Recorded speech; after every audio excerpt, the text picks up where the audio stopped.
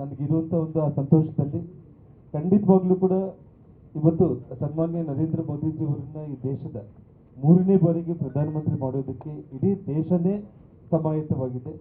ಆ ಒಂದು ನಿಟ್ಟಿನಲ್ಲಿ ವಿಜೇಂದ್ರ ಅವರ ನೇತೃತ್ವದಲ್ಲಿ ಎಲ್ಲ ನಮ್ಮ ಭಾರತೀಯ ಜನತಾ ಪಕ್ಷದ ಎಲ್ಲ ನಾಯಕರುಗಳ ಜೊತೆಗೂಡಿ ಪಕ್ಷದ ಒಬ್ಬ ಸಾಮಾನ್ಯ ಕಾರ್ಯಕರ್ತನಂತೆ, ಯಾಕಂದ್ರೆ ಬಹಳಷ್ಟು ಕೆಲವೊಬ್ರು ಅನ್ಕೊಂಡಿರ್ಬೋದು ಆ ಕಂಡೀಷನ್ ಈ ಕಂಡೀಷನ್, ಯಾವ ಕಂಡೀಷನ್ಗಳು ಇಲ್ಲ. ನಾನು ಯಾವುದೇ ಕಂಡೀಷನ್ಗಳು ಯಾವುದೇ ಫಲಾಪೇಕ್ಷೆ ಇಲ್ಲದ ಹಾಗೇನೆ ಭಗವಂತ ಜೀವನದಲ್ಲಿ ಎಲ್ಲವುದನ್ನ ಅತಿ ಚಿಕ್ಕ ವಯಸ್ಸಲ್ಲಿ ಯಡಿಯೂರಪ್ಪ ಅವರ ಆಶೀರ್ವಾದದಿಂದ, ಭಾರತೀಯ ಜನತಾ ಪಕ್ಷದ ಆಶೀರ್ವಾದದಿಂದ ಎಲ್ಲವನ್ನೂ ಪಕ್ಷ ಹಿಂದೆನೇ ನನಗೆ ಅತಿ ಚಿಕ್ಕ ವಯಸ್ಸಲ್ಲಿ ಕೊಟ್ಟಿತ್ತು. ಎಲ್ಲ ಏಳು ಬೀಳುಗಳನ್ನ ನಾನು ನೋಡಿದ್ದೀನಿ.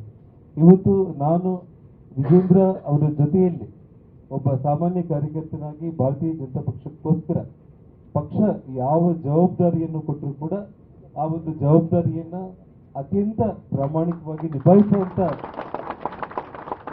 ಯಾವುದೇ ಒಂದು ಹುದ್ದೆ ಇನ್ನೊಂದು ಅದು ಇದು ಯಾವುದೂ ಬೇಕನ್ನೋದೇನು ಇಲ್ಲ.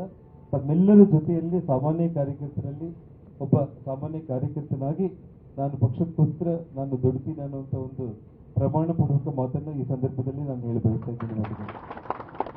ಹಾಗಾಗಿ ನಾನು ಇನ್ನೂ ಹೆಚ್ಚು ಮಾತಾಡೋದಕ್ಕೆ ಇನ್ನೂ ಅವಕಾಶಗಳಿನ್ನೂ ಸಾಕಷ್ಟಿದೆ. ನನಗೆ ಇಲ್ಲ ವೇದಿಕೆಯೆಲ್ಲ ನೋಡ್ತಾ ಇದ್ರೆ ನನ್ನ ಮನೆಗೆ ನಾನು ಮತ್ತೆ ವಾಪಸ್ ಬಂದಿದ್ದು ಬಹಳ ಖುಷಿಯಾಗಿದೆ. ಇವತ್ತು ಯಾವುದೇ ಕಾರಣಕ್ಕೂ ರಕ್ತದ ಕಣಕಣದಲ್ಲಿ ಕೂಡ ಭಾರತೀಯ ಜನತಾ ಪಕ್ಷ ಅನ್ನೋದೇ ಇತ್ತು. ಆದರೆ ಕೆಲವೊಂದು ಅನಿವಾರ್ಯ ಸ್ಥಿತಿಗಳಲ್ಲಿ ನಾನು ಹೊರಗಡೆ ಹೆಜ್ಜೆ ಇಟ್ಟಿದ್ರು ಕೂಡ ಇವತ್ತು ಭಾರತೀಯ ಜನತಾ ಪಕ್ಷ ತಾಯಿಯ ಮಡಲಿಗೆ ಇವತ್ತು ನಾನೇನು ಬಂದು ಸೇರ್ಕೊಂಡಿದ್ದೀನಿ. ಕ್ಷೇಮವಾಗಿ ನಮ್ಮೆಲ್ಲ ಸಹೋದರೆಲ್ಲರನ್ನೂ ಕೂಡ ಇವತ್ತು ನೋಡ್ತಾ ಇದ್ರೆ ನಾನು 13 ವರ್ಷಗಳ ನಂತರ ಕಚೇರಿಗೆ ಬಂದಿದ್ದೀನಿ ಅಂತ ನನಗೆ ಅನಿಸ್ತಾ ಇಲ್ಲ. ನಾನು ನಿನ್ನೆ ಬೆಳಗ್ಗೆ ಹೋಗಿ ಮತ್ತೆ ಇವತ್ತು ಬೆಳಗ್ಗೆ ಬಂದಿದ್ದೀನಿ ಅನ್ನೋಂಥ ಭಾವನೆಯೇ ನನಗೆ ಬರ್ತಾ ಇದೆ.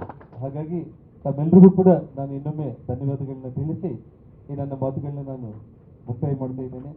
ಜೈ ಹಿಂದ್, ಜೈ ಕರ್ನಾಟಕ, ಜೈ ಭಾರತೀಯ ಜನತಾ ಪಾರ್ಟಿ.